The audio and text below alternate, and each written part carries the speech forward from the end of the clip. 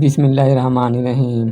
हज़रत जुनैद बगदादी रहमतुल्लाहि अलैह और एक हज्जाम का वाक़िया। हज़रत जुनैद बगदादी रहमतुल्लाहि अलैह फरमाते हैं कि एक हज्जाम था जो उस वक़्त मक्का में किसी रईस शख्स के बाल बना रहा था। मेरी माली हालात निहायत ही शिकस्ता थी। मैंने हज्जाम से कहा, मैं उजरत के तौर पर तुम्हें एक पैसा नहीं दे सकता, बस तुम अल्लाह के लिए मेरे बाल बना दो। मेरी बात सुनते ही उस हज्जाम ने रईस को छोड़ दिया और मुझसे मुखातिब होकर बोला, तुम बैठ जाओ। मक्के के रईस ने हज्जाम के तर्ज अमल पर एतराज किया तो वह माजरत करते हुए बोला, जब अल्लाह का नाम और वास्ता दरमियान में आ जाता है तो मैं फिर सारे काम छोड़ देता हूँ। हज्जाम का जवाब सुनकर मुझे बड़ा ताज्जुब हुआ और फिर करीब आकर उसने मेरे सर पर बोसा दिया और बाल बनाने लगा। अपने काम से फारिग होकर हज्जाम ने मुझे एक पुड़िया दी जिसमें कुछ रकम थी, इसे भी अपने इस्तेमाल में लाइए। हज्जाम के